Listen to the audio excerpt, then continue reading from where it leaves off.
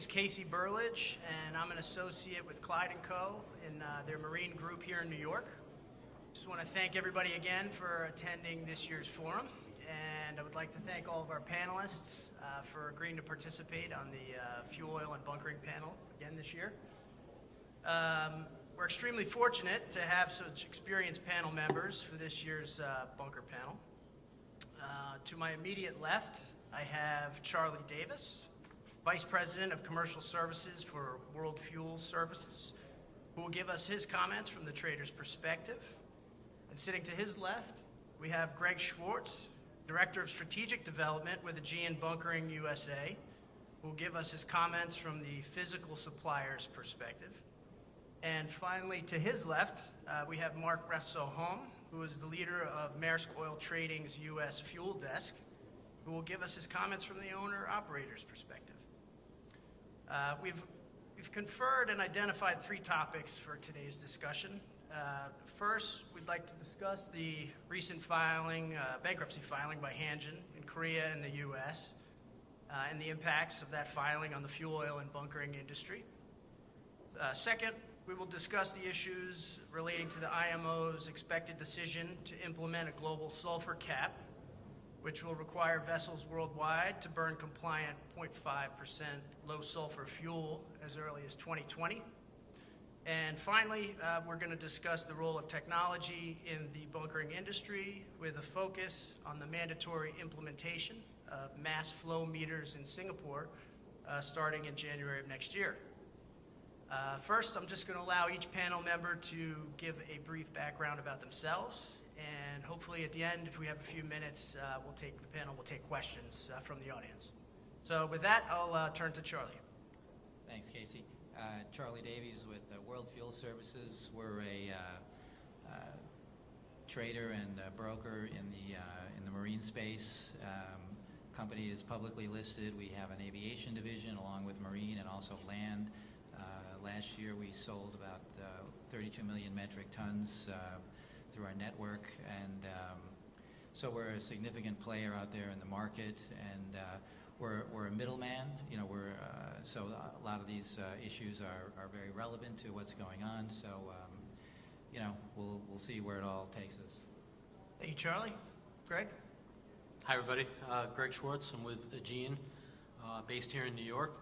We are a physical supplier of marine fuels. We supply marine fuels in about 60 markets around the world through about 30 ports. 60 ports, 30 markets. We are a physical supplier, so Charlie at times is our customer, Marc at times is our customer, Charlie at times is my competitor, Marc at times can even be a competitor. But as a physical supplier, we have a little different perspective than the middleman's perspective. Thank you, Gregg. Marc? It's a complicated world indeed. Hey, I'm Marc Refsoe, Holm. I am from Maersk Oil Trading, and Maersk Oil Trading is responsible for the procurement and trading of residual fuel oil and distillates for the AP Moller Maersk fleet and for select third-party customers, hence Gregg's comment. And I'm responsible for the Americas. Great. Thank you, Marc. All right, we'll start with Hanjin. And this first question will be for Charlie. And Charlie, it's been estimated that the bunker industry as a whole might have an exposure of approximately $100 million at the time of Hanjin's filing at the end of August. Have traders cut or limited their exposure to Hanjin for months prior to the bankruptcy, or has the risk calculus for those exposed essentially been that they were too big to fail? What are your thoughts on that? Well, I think certainly there were some signs that they were having problems. Payments had slowed down. And what we try to do is understand the risk per sector. So let's say containers, we understand what the economics are in that space. Tankers and dry bulk carriers, same thing. So we go into these markets with our eyes open. I think most of the people selling to them are in the same space. A lot of the sellers nowadays have insurance, so a lot of that money should be collectible. We'll see how that all plays out, and Ships may be arrested still, depending on how this goes. A lot of the ships haven't even made it into port yet. So this could impact insurance costs going forward for the selling community. So we'll see. I think the people that have been involved are largely pretty well capitalized. So even if there are some losses there, I don't see a big chaotic situation like we had with OW. And remember, this is a lot smaller than what happened with OW almost 2 years ago. So. But yeah, definitely people were taking a view on this, and you know, it's one of the largest bankruptcies we've seen in the shipping community in decades, really. Right. Thanks. And Gregg, what do you see as the overall impact of the credit risks now that, from the physical supplier's perspective, now that Hanjin's filed? Yeah, you know, Hanjin's, it's a lot simpler than the OW issue, where OW was a middleman, and there were so many parties where the lien right was being questioned through different jurisdictions. We thankfully, actually, we manage our own credit with a credit manager on a global basis. We pulled out of doing business from Hanjin late last year.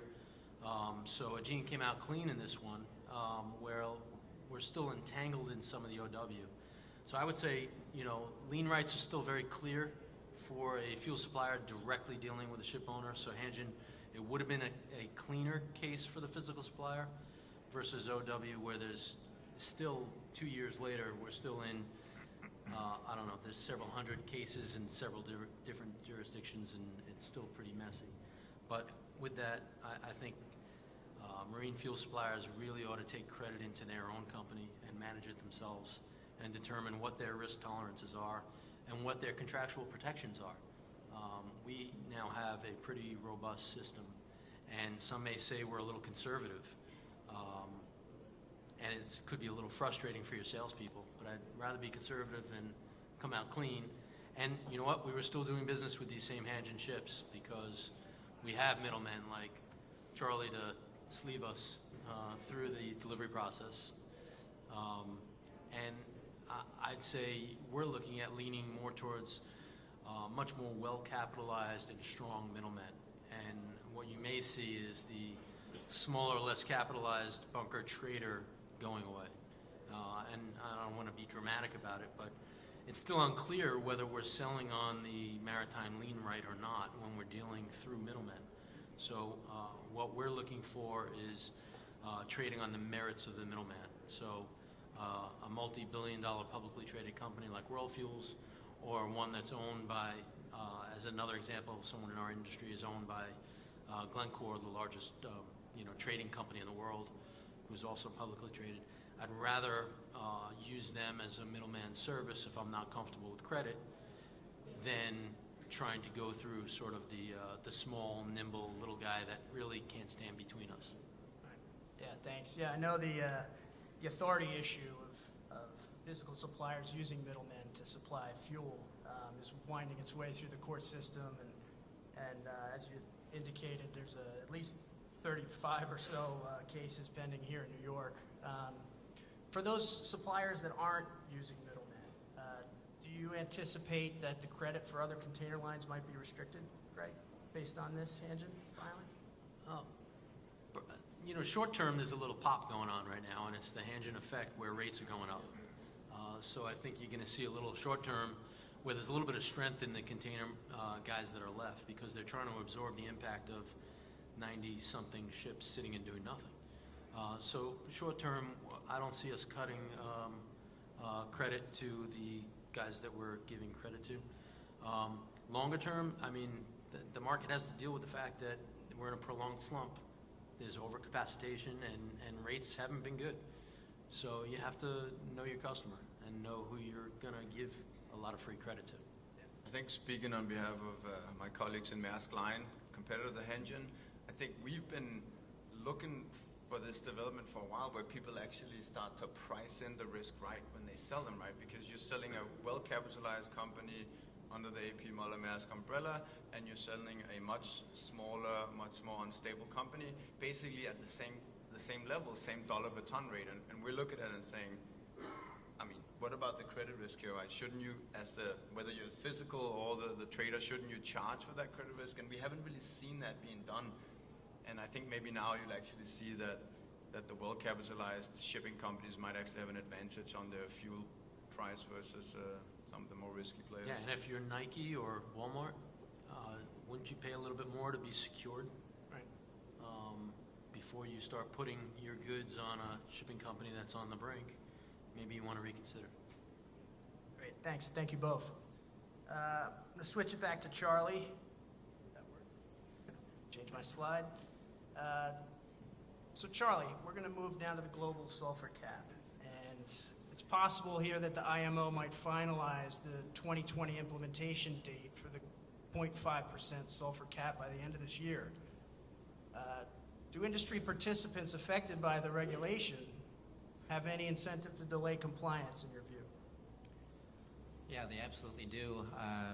It's going to result in higher prices. For the end users, for the oil companies, it probably will require a huge investment to be made. So whether or not that's going to happen, we'll have to see. But I think this is definitely going to have a big effect if it's in fact passed. Remember, the recommended date by IMO's Environmental Committee is 2020, and there's talk of potentially extending that another 5 years to 2025. So the committee is going to meet next month, and they may come up with a decision, they may not. There's been studies going on, and they're going to hopefully resolve it and move one way or the other. The industry needs clarity. They've been working with this now for several years and have not had clarity. So my own belief is that they're going to go ahead and implement it for 2020, but we'll see. I know Gregg doesn't agree with me on that, but obviously we'll hopefully get a decision next month. Yeah, and my personal opinion, I don't really have a vested interest in 2020 or 2025, but I will say this. This is what happens when politicians do things without a commercial interpretation. And if they go from 3.5 max to 0.5 in 2020, there will be a shock to the shipping community. And the shock will be price, because the mix of fuel oil will change dramatically. And they're looking at it from the perspective of, will there be enough 0.5 fuel? And I would say, yeah, there'll be enough 0.5 fuel. I can tell you that right now. We're going to blend distillate with fuel oil and make 0.5 fuel. My perspective is, by doing it, rather than in increments, taking from 3.5 to 3 to 2.5 to 2, get to that 0.5 by the same timeline of 2025 and have savings along the way, you will create less shock. You will have incentive for refiners to change their crude slates, change their refining system to make more sophisticated systems to extract sulfur from fuel oil. This shock will really crush an already beleaguered industry. We're talking that marine fuels today are trading at $300 a ton. They will be $1,000 a ton. It will easily be $1,000 a ton. Right. The biggest producers of high sulfur fuel oil today are countries that do not have the money to invest in infrastructure to change that. You have most high sulfur fuel oil today comes from places like Mexico, Venezuela, Russia, Iran.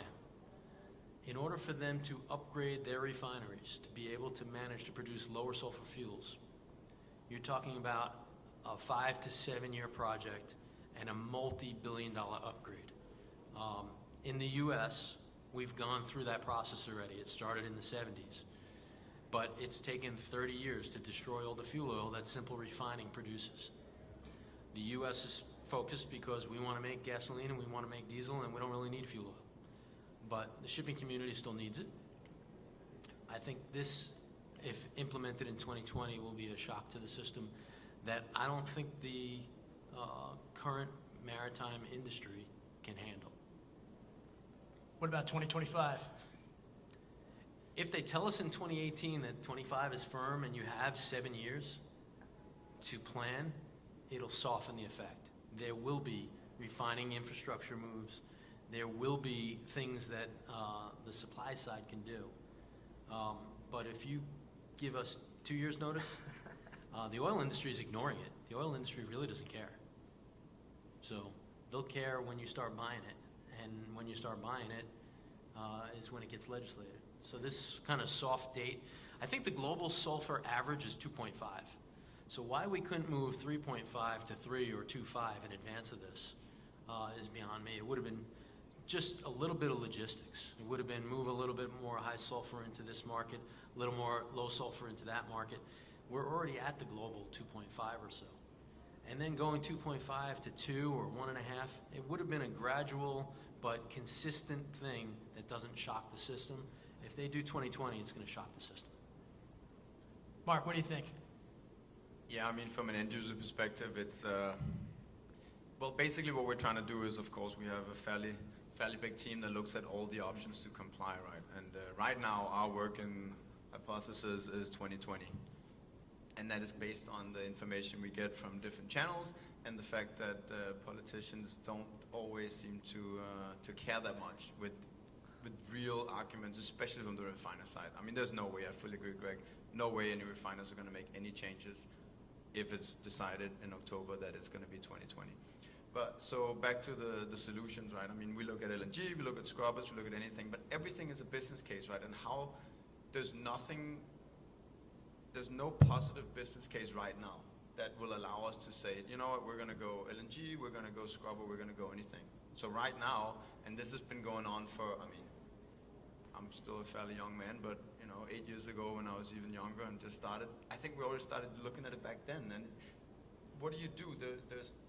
There are no firm answers, and all I can say is every day we have guys who look at the business case of every option, and they're telling me every time I ask, we have no answer. Right. And I can say, I mean, we can go into the details of LNG, we can go into the details on scrubbers. My personal view is if it's 2020, and I think what will happen is no refiners will do anything, no ship owners will do anything, because also we don't have enough time to put scrubbers on the ships anyway, so that's gone too for 2020. So I think what will happen is fuel oil starts getting priced back into competing with coal. At that point, we're going to say the business case for scrubbers is great, and then we're going to try to go out and do it and try to lock it up with some kind of a long-term deal with some of these countries, Mexico, which would be PMI or Pemex or whatever, or Venezuela, PDVSA, maybe the Russians, and then it will be a scrubber case. LNG to me looks way more difficult to make those numbers work, unless crude goes to 150 and fuel goes to $100 a barrel. Then of course, and Henry Hub stays where it is today. If that spread blows out, then LNG looks good. But as it is today, LNG does not look good on a delivered to a ship in a retail volume basis. Yeah, if the scrubber technology actually works, it seems like there's nowhere else to go with high sulfur fuel oil. So if the technology works, that should save money, because you should be dealing with a commodity that nobody wants, that is discounted to the alternative value, which, like he said, is coal, which is already dirt cheap.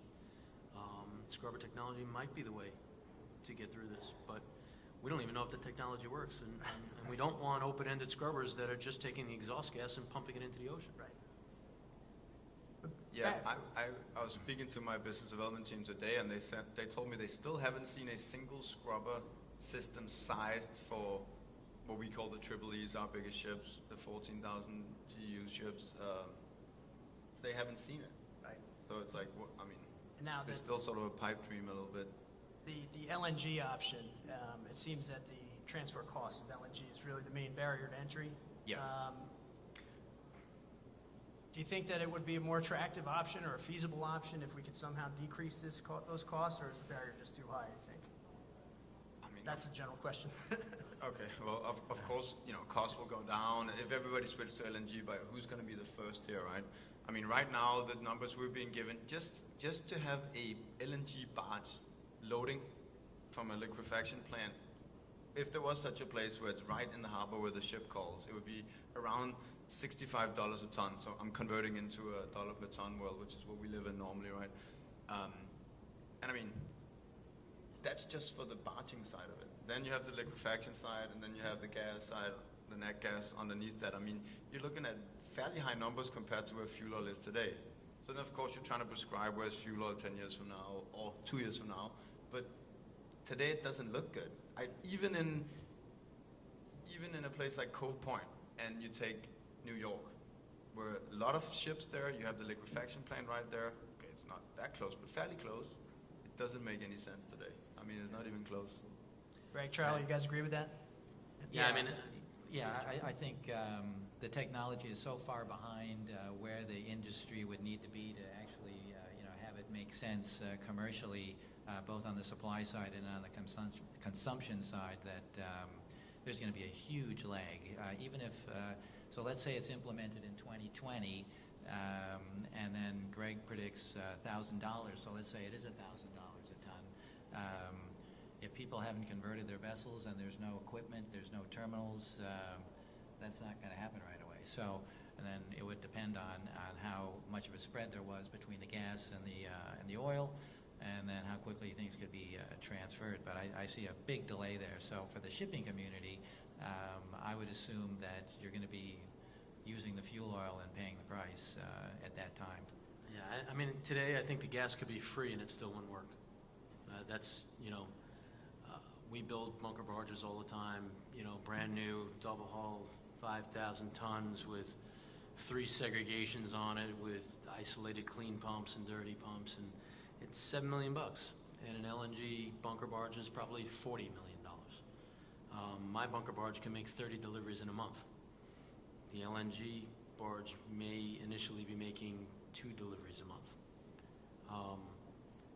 Until there's massive switchovers. And the other thing is, for my environmental scientist friends, the methane escape in LNG, which hasn't really been talked about, is probably more dangerous for the environment than all the sulfur we're burning today. So until they resolve the methane issues that happen, scrubber technology is something we ought to look at and we ought to work at, because it seems to be the commodity's there. It's going to be inexpensive. It's going to get cheaper rather than getting more expensive. If the technology works, use it. Right. But those are mostly reserved for new builds at the moment, right? Or are we looking at any retrofits for scrubbers? Well, there were some retrofits. I just don't know if they work. Yeah. Yeah. Good. Well, it's certainly a fluid situation, so we'll stay tuned to that. But we're going to switch gears now. And I got a question for Charlie on mass flow meters. In 2014, the Singapore Port Authority announced that mass flow meters would be compulsory by January of next year. Do you think that the human element and removal of the human element to measure this fuel accurately will solve this problem of the discrepancies? Well, what they've done is they've basically legislated or tried to legislate the problem away here with the investment on the supply community with the mass flow meters versus humans, crew members and barge people or surveyors are all above gauging a barge alongside of a ship. So Singapore has been fraught with discrepancies, one kind after another. Some of this should be eliminated. Hopefully a lot of this will be eliminated. I think there'll probably be some growing pains. I'm not sure that the ship crews are prepared to be understanding how the technology is going to work. Some of the things like the cappuccino effect, where air has been introduced into the line deliberately, should be eliminated, things like that. So hopefully some of those problems will be completely eliminated. The terms and conditions are going to be such that the barge figures with the mass flow meter that's calibrated are going to be final. So if there is a letter of protest, it should be just post-delivery, and it'll have to be sorted out later, and the MPA insists that they'll be involved with that. One thing to note is that the flow meters are only applicable for the fuel oil, not for the gas oil. That should be coming later. That's kind of an interesting comment. So that'll have to be done the old-fashioned way. And then one of the other things that's going to be changing is the role of the surveyors. Surveyors have been very widely used for deliveries out there, Will they still play a role? Will they be needed? Will people want them? We'll have to wait and see. They're still saying that they're going to be needed, but remains to be seen on that front. Thank you, Charlie. And Gregg, what's your experience with the mass flow meters? Yeah, well, we're a supplier in Singapore. We already fit our vessels with mass flow meters. And it's interesting, I was out there early this year, with our president, and we talked to our team out there, and we asked them, when you get this mass flow meter fitted on your vessel, I want you to try to do internal transfers between tankers, and you figure out every way possible to break the system and see if you could break it. And you're asking a Greek captain and a Greek crew how to mess with figures on a bunker barge. It's kind of part of the history of how bunkers works. They couldn't do it.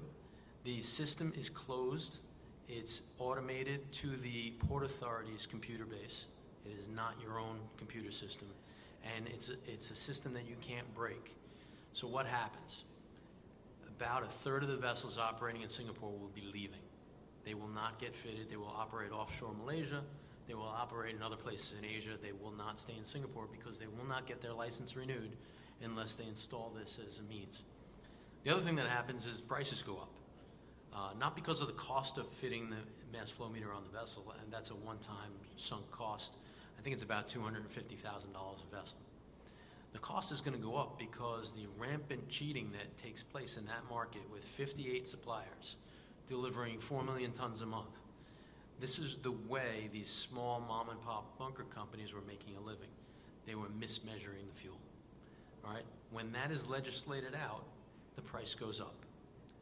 Will it go up? Will it be a positive margin port? Not sure. It's still a very difficult place to operate. But I'm confident that the vessels that have it installed will operate on the up and up, and Singapore will be a better place to do business than it's been in the past. On the other side, as a physical supplier, the terminals I buy from are not monitored by the Port Authority and do not have mass flow meters on their delivery to me. So I'm still getting cheated on the load, but I'm not reciprocating and passing the cheating on to the customer. And I'm not saying me, I'm saying 58 licensed suppliers in the port. So the physical suppliers are lobbying the Port Authority to try to force the terminal operators and owners to also have to abide by the same rules. I think it's good for the industry. I think it's healthy for Singapore. I think it's time for that nation to sort of become a more prestigious place to do business and have the reputation of being a place where you can't get cheated.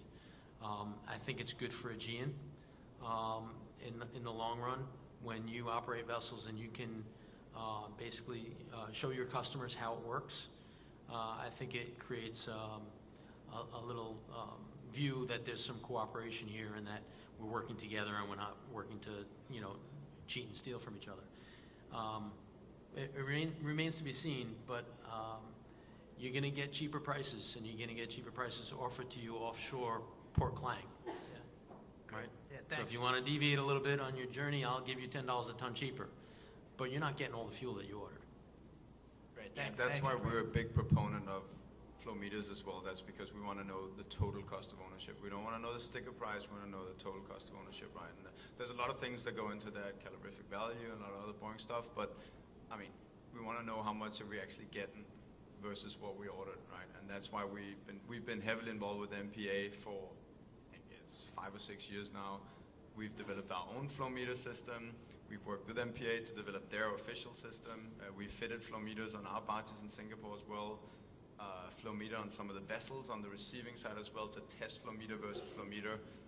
We think it's a good step, and it's going to help customers figure out where do you actually get the cheapest fuel and where should you actually be bunkering. There's a lot of volume been done in Singapore that doesn't really make sense. It's just because the sticker price is lower than other options for these ships, so they take it in Singapore, but really they should have maybe taken it on the East Coast, the West Coast of the US, the Med, somewhere else, but they took it in Singapore because it looked cheaper on the sticker price, but the total cost of ownership was actually not cheaper.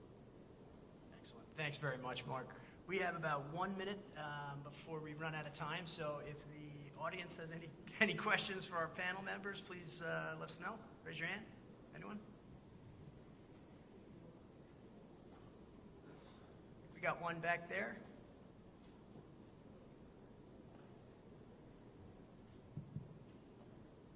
Thank you very much. It was actually a comment. Was said that you weren't sure if scrubbers work.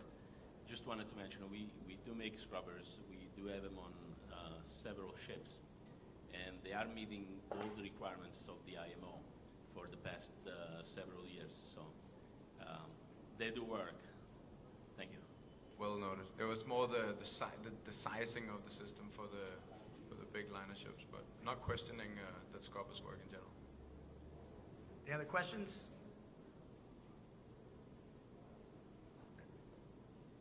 Got time for one more?